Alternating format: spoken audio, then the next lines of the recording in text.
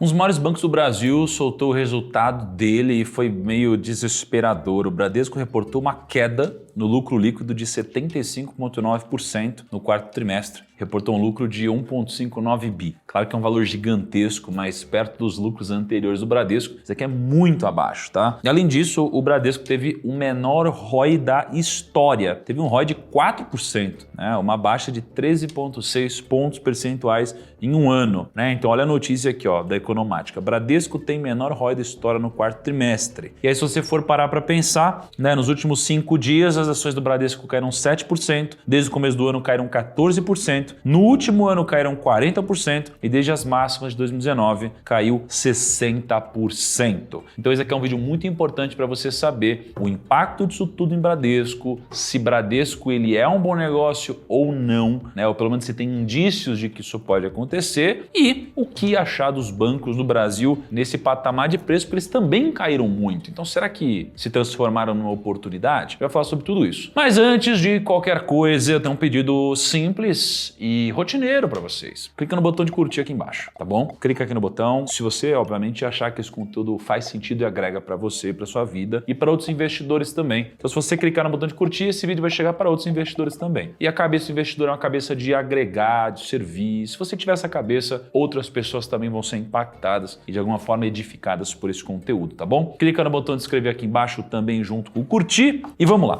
Esse vídeo vai ser dividido em algumas partes. Primeiro, o que está acontecendo com as ações do Bradesco e como, em especial, a Americanas impactou o resultado dos bancões, não só do Bradesco. Segundo, como tudo isso impacta o seu bolso, de fato, né? Se você tem ações e se você não tem ações também. O que os controladores de Bradesco estão fazendo com as suas ações, se vale a pena, se a gente tem indícios de que vale a pena comprar ações ou não, né, dos bancos de uma forma geral, Bradesco, Itaú, Santander, Banco do Brasil, e no final das contas o que fazer com o seu dinheiro, né? É isso que a gente quer saber. Então vamos começar.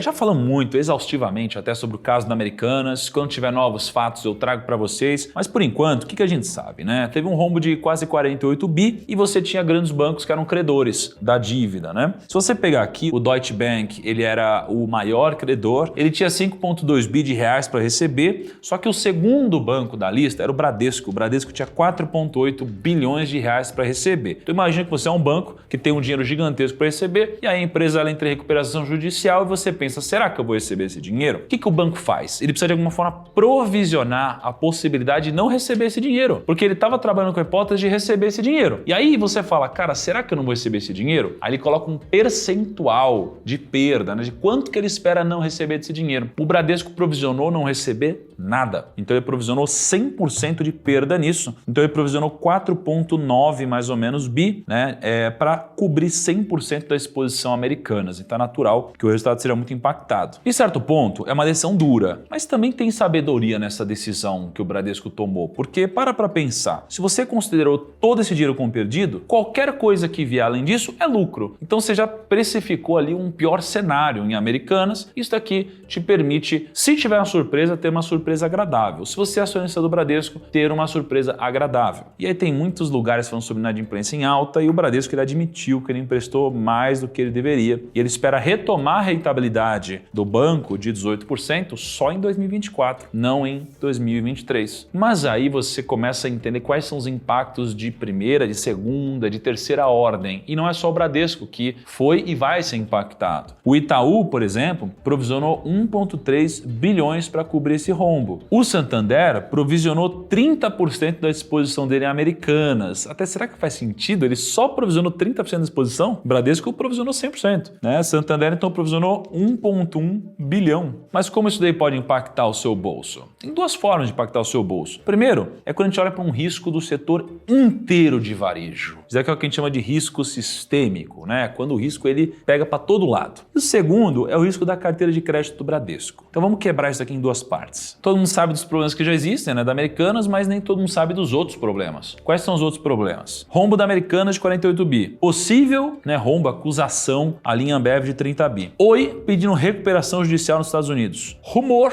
de uma possível recuperação judicial da Light. Depois, falência da Livraria Cultura. Depois, reestruturação das dívidas da Marisa. E sabe-se lá mais o que pode acontecer desse efeito de ordem sistêmica. E se olha para o Bradesco perdeu desde o começo do ano 21 bilhões bilhões de reais em valor de mercado. Isso aqui é mais do que a Espaço Laser, a Melius, a Oi, a Americanas, a Wiz, a Boa Safra, a Movida, Gol, a Pets, a Azul e a Via Varejo juntas. Olha o tamanho do valor que foi destruído nesse processo. Sem falar no ROI, que foi o menor, né, dos últimos tempos. E aí isso aqui pode gerar um receio do banco emprestar para o setor de varejo e continuar emprestando no meio de tanta coisa que está acontecendo. E isso pode gerar um efeito sistêmico onde as empresas não conseguem se capitalizar de alguma forma e podem ter dificuldades de continuar operando. Então você pode ter um impacto de ordem sistêmica acontecendo e um efeito bola de neve, né? E aí é tudo perigoso, né? Americanas tem 18 mil funcionários, Via Varejo 57 mil, Magazine Luiza 38 mil, Marisa 12 mil. Então assim, é uma catástrofe que eu acredito que não vai acontecer, gostaria que não acontecesse. Mas vamos aguardar os próximos episódios. Por outro lado, a gente tem que sempre olhar para o índice de Basileia, tá? O que é o índice de Basileia? Ele é basicamente um índice que ajuda a gente a compreender qual é o grau de alavancagem que o banco está exposto quando ele está emprestando dinheiro. Porque um banco, ele não faz o seguinte, ó, se eu vou te emprestar 100 reais, então eu tenho 100 reais para te emprestar. Não. Se eu vou te emprestar 100 reais, eu às vezes vou ter 20 reais do meu capital próprio para te emprestar. E às vezes eu vou ter 30 reais do meu capital próprio para te emprestar. Por isso que geralmente o banco, ele opera alavancado e se todo mundo pedir resgate ao mesmo tempo, todos os bancos do Brasil vão quebrar. Então o índice de Basileia, ele tem um indicador mínimo, que é por uma questão de regulação, precisa acontecer para que o banco tenha uma saúde mínima. E o Banco Central exige no mínimo 11% no índice de Basileia. Então ele exige que a cada 100 reais que eu empreste, pelo menos 11 sejam de capital do banco. E aí quando você olha para o Bradesco, o índice de Basileia está em 15,6%. Se eu for expandir isso daqui, eu vou olhar que o Bradesco, ele tem aqui 15,6%, o Itaú já é um pouquinho mais alavancado, 14,1%. Santander também é um pouquinho mais alavancado. O único banco que é menos alavancado é o Banco do Brasil, que está em 17,5% no índice de Basileia. Só que aí você pensa, será que vale a pena, depois de toda essa queda, investir e comprar ações de Bradesco? Bom, vamos ver o que as pessoas que têm mais informação que a gente estão fazendo, não é? Então, se você olha para os executivos da companhia, para os controladores, você pega no mês 9, em setembro, eles compraram 21 milhões de reais em ações ON e 25 milhões quase de reais em ações PN. Aí venderam um pouquinho em outubro, venderam 3 milhões de reais, muito menos do que eles compraram. Em novembro compraram mais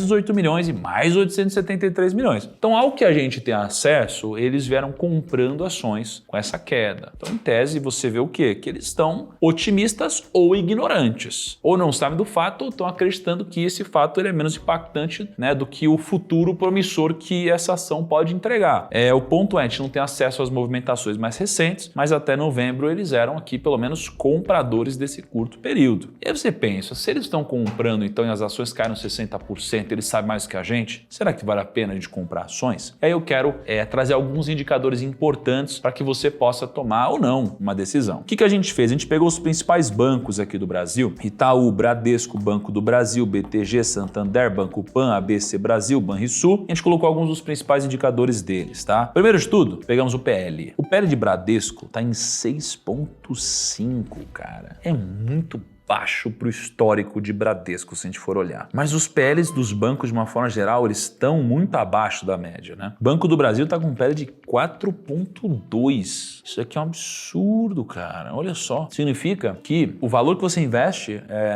nessa ação, ele retorna através de lucro, tá?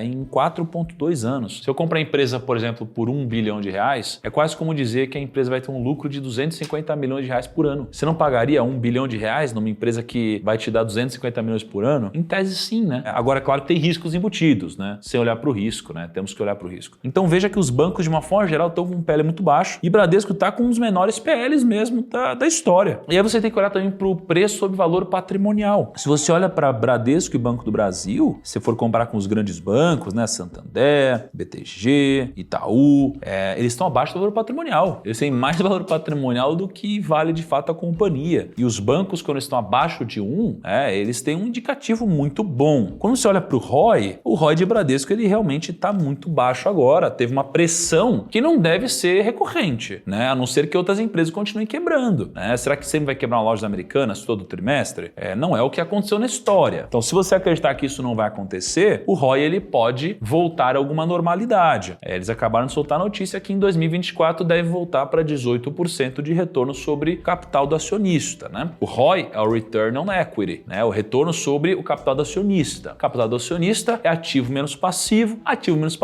é igual a patrimônio líquido. Então, é retorno sobre o patrimônio líquido, que é o capital do acionista. Se você olhar para Banco do Brasil, é o ROI mais alto do segmento, 19%. Então, você tem um retorno muito alto, você tem aqui um PL, é o PL mais baixo dos bancos, basicamente, e a margem todas são muito próximas, né? Se você for ver o índice de Basileia, Banco do Brasil, em tese, é o que também tem mais segurança, menos alavancagem. O Bradesco também é um dos que tem mais segurança e menos alavancagem. Agora, se você for olhar para a liquidez, os 4 que têm a maior liquidez são Itaú, Bradesco, Banco do Brasil e BTG. Santander entraria logo em seguida, tá? Então, dito isso, se eu fosse olhar só para indicadores, que só indicam, não determinam absolutamente nada, veja que Banco do Brasil ele tem os melhores indicadores. Agora, Bradesco, depois de uma queda como essa, também deixou os indicadores muito mais atrativos. Eu queria saber de você, que banco você compraria hoje se você fosse botar uma graninha? Tem algum que você faria a honra de colocar o seu capital, imaginando colher frutos no futuro? Deixa nos comentários aqui, quero saber que os primos estão acreditando que vai funcionar como o melhor investimento. E de novo, se